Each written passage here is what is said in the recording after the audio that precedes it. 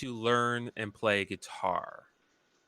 Yeah, What do you that's a think? great question. Yeah, that's a great question. We get asked that all the time. In fact, most of our students are, I would say, 60, 70 in that range, maybe, 80s. We have a few students in their 90s, actually. So far, we don't have anybody that I know of that's over 100, but I'm sure we'll get there one day. But I mean, I want to back up and think about this because this is a super common question. Am I too old to learn guitar or to play guitar? Well, what does that actually mean? Like too old to do what specifically? Like too old to pick it up? Too old to move your fingers? Too old to press down one note? Too old to strum the strings? Too old to change chords? Like what does that mean exactly? I think when you actually think about it and you break it down, it doesn't really make sense. That question doesn't really make sense.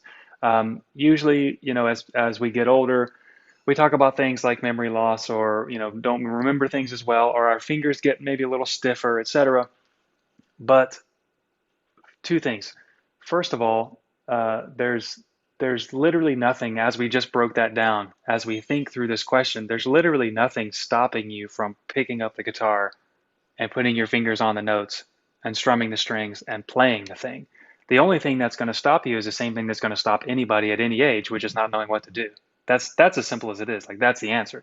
You can't be too old to play the guitar. As long as you know what to do, that you can do it. It's that simple. Now, when it comes to challenges such as stiff fingers or trying to remember certain things, two things about that. Number one, everybody has stiff fingers in the beginning, no matter how old they are. People's fingers weren't meant to play guitar. Like when you're born, a human hand is not meant to be naturally able to play guitar. What people don't realize about fingers is that, most people will say, um, my fingers maybe just aren't the right size, or I think that my fingers are too fat, or I just hit too many strings, or something like that.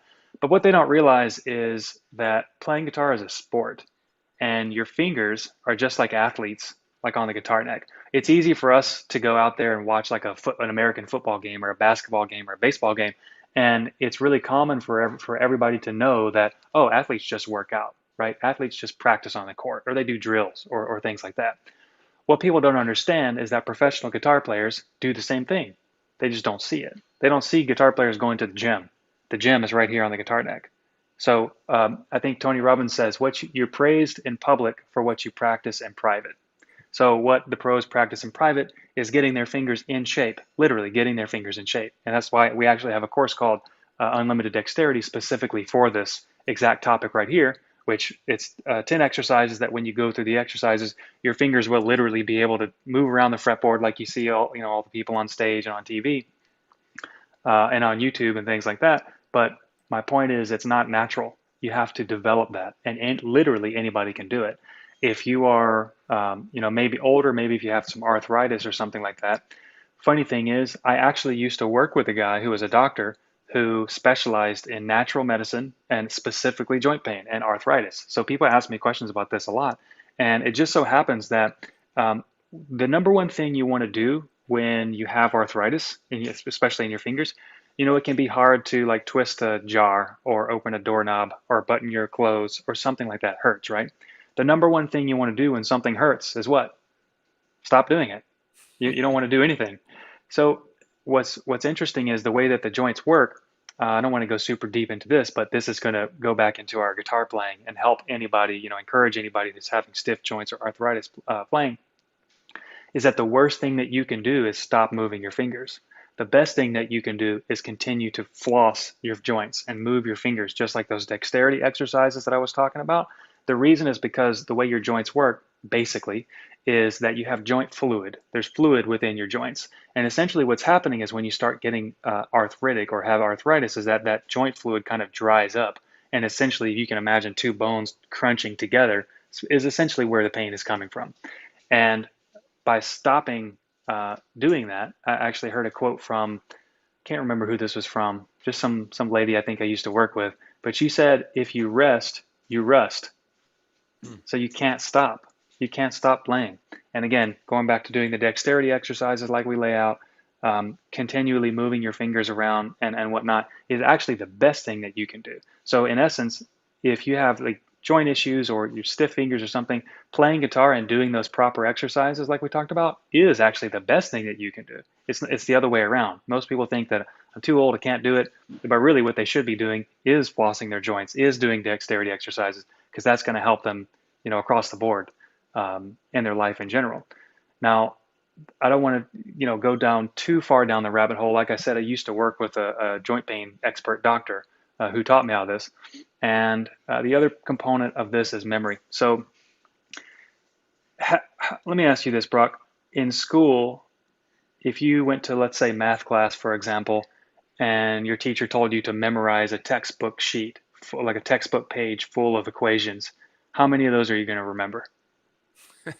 The first couple, at least. At least. Maybe, and that's it, right? Maybe that's Yeah. it.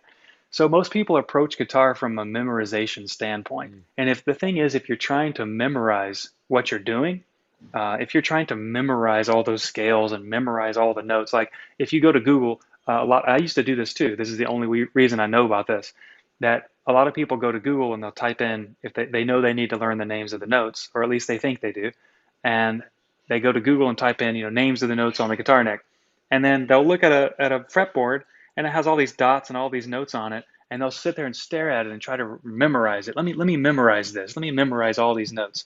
And then the next day they come back and they forgot it all. And the next day they come back, they do it again. The next day they come back and they forgot it all. Well, yeah, because nobody does that. You can't memorize your way to playing well. It's like exactly like this. When you So two things. I'm sorry, I'm pausing because I'm thinking of two different things right now. Um, let me say this and then I'll say the second thing. So first is about memorization. Yes, you have to memorize something in the immediate moment of what you're working on, but the ultimate goal is to understand. When you understand how something works, you don't need to remember anything. For example, if you understand the directions to get to your local grocery store, how often do you think about how to get to the grocery store? Never, right? Like you Yeah. probably don't even remember driving there because you've done it so many times, you don't have to think about it at all. It just happens. It's automatic.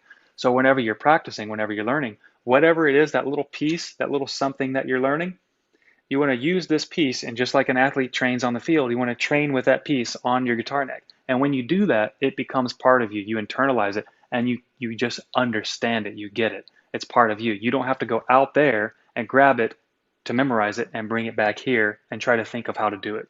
The second thing I was going to say is language. So music is a language, and playing guitar is playing music on the guitar. So it's speaking the language of music on the guitar. Now, most people try to memorize their way to speaking the language because they don't understand that it's a language. But if let's say you're trying to learn Spanish or any language for that matter, and let's say you learn, you go to a class and they're trying to get you to memorize how to say, how are you, like hello, how are you, where is the bathroom? Those three phrases. Let's say you remember those three phrases. And we hear the word, we hear the phrase in music too, right? It's the same thing. It's a direct parallel. But the point is, if you memorize little phrases or you memorize little bits and pieces of a spoken language, all you can ever do is go to a new place if people are speaking this language, unless that perfect situation arises where you need to ask, hey, where is the bathroom?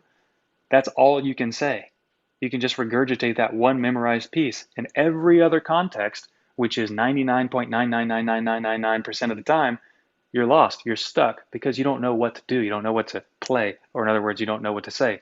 So same thing is true with a guitar. The only thing that you need to remember is what you're working on right now, in the moment. You do it, you play it, it becomes part of you, and you understand it, you know it. And over time, you start to learn that language. But anyway, my point is, most people make the mistake of going out there and trying to memorize their way to playing the language of music on the guitar. It doesn't work that way.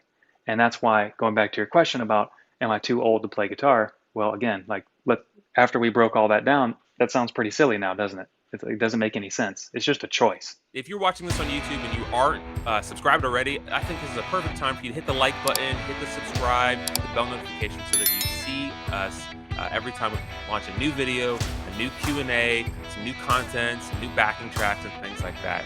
We want you to be part of our YouTube community as well as the Breakthrough Guitar community.